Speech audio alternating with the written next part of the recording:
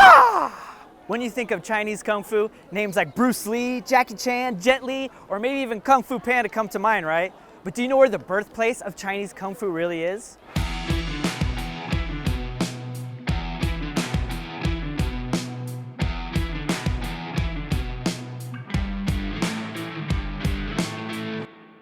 Yeah, you guessed it right. Right here at the Shaolin Temple in Dengfeng, Henan Province. And it's right behind me.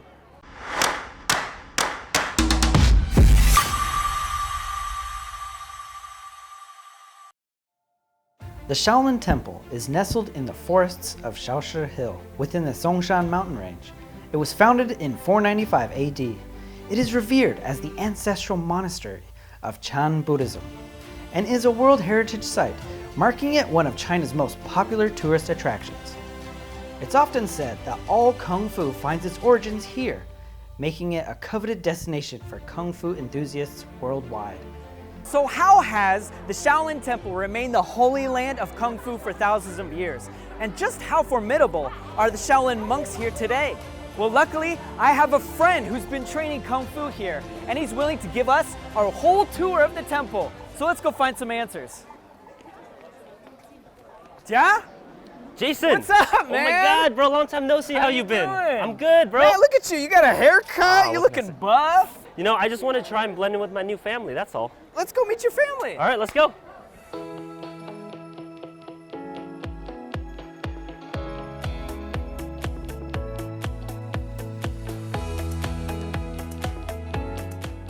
This monastery is really beautiful, but to be honest, it's really similar to all the other Chinese temples around China. So is there anything like special that makes it stand out, like Kung Fu wise? Oh yeah, absolutely. There's a lot. Let me show you. Okay. Check out that bad boy over there. Oh man, this thing's like a big jacuzzi. I mean, like, it might as well have been, because, like, you know, the purpose actually isn't documented. But it is believed to be a giant wok used for cooking back in the days. It's huge, man. I feel like I could fit 50 turkeys in it. I know, and this was once the smallest wok in the entire temple. Unfortunately, the larger ones have been destroyed, though. How did they cook with it? Well, it is said that the cooks would hang from a ceiling beam with their feet, and they'd stir the food upside down. What? Yeah. It's like something out of like a Michelle Yeoh movie. I know. Well, where do you think they got it from? So in Shaolin, we have a saying that Kung Fu is everywhere. Mm-hmm. Yeah, so do you remember that statue of the Kinara Bodhisattva we saw earlier? Yeah, he has like a bare chest. He's holding like a stick. Yeah. So Okay. that's how he once appeared as in the temple as a fire-stoking monk. A fire-stoking monk? Right, so when a peasant rebel army surrounded the temple in 1350, he came out of the kitchen and he saved the entire temple. And so that's how the 25 techniques of the Shaolin staff were created. That's pretty incredible. Yeah. So is it true that everyone here in Shaolin knows Kung Fu? Well, I'd say about like 90%, right? Because to them, Kung Fu is just a part of their daily life. And so in Chinese, we actually have a saying that dripping water can hollow out stone. So let me show you some more evidence carved into the stone here, all right? Yeah. Let's go. So you noticed anything unusual about these floors here? Yeah, I was just gonna say that. There's like these holes or something. Yeah, so these holes or dents are believed to have been created by warrior monks stomping during training. Stomping? Jesus, can you imagine being kicked by one of those monks? You wanna find out? Oh man. Let's go. What's up, man? What's life like here in the monastery? What's a typical day look like? Well, you know, as a student, I train 4 hours a day, so 2 in the morning and 2 in the afternoon, and the rest of the time I have to myself. But, you know, I'm often drawn back to the training grounds.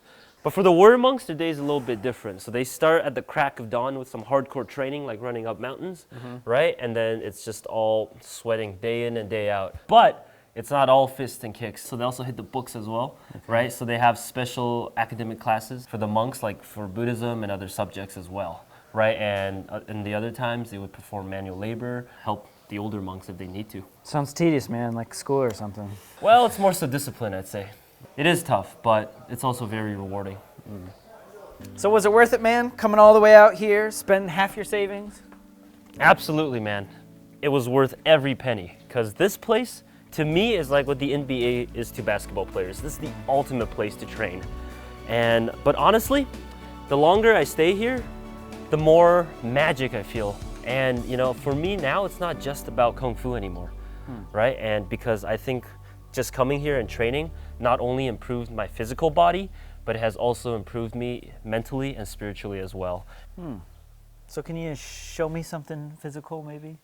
Yeah, hit me. Like a special technique? Just hit you straight on? Just hit me, man. All right. Oh, God, how did you do that? Can you teach me that? Well, you all right, man? Yeah. I think it would be best if my master teaches you that instead, because in my opinion, he's the best warrior monk in the entire temple. Where is he? I'll show you. Let's go.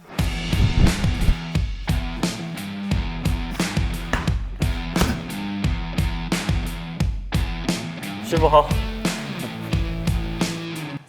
师傅，他想跟您学擒拿手。来，先让他扎个马步，让我看一下。 All right, let's see your horse dance, man. Like this? Close enough. 步子大一点。我要对你跨坐下去。哦 ，OK， 非常好。 Is that all? I wanted to learn some attacking techniques. No， 功夫 isn't about attacking, it's about defending。很多人有一个误区，以为练武是为了打败对手，其实不是。练武它的目的是在我们受到攻击的时候安全脱身，受到最小的伤害。就算是一招攻，也是攻中有防，防中有攻。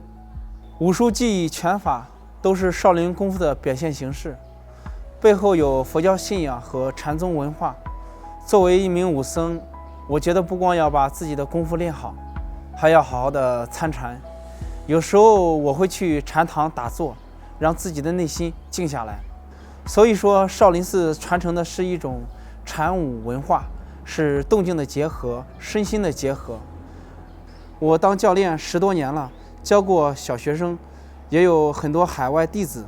我也希望通过教功夫，在海内外传播我们的少林禅武文化。发力，发点力。对。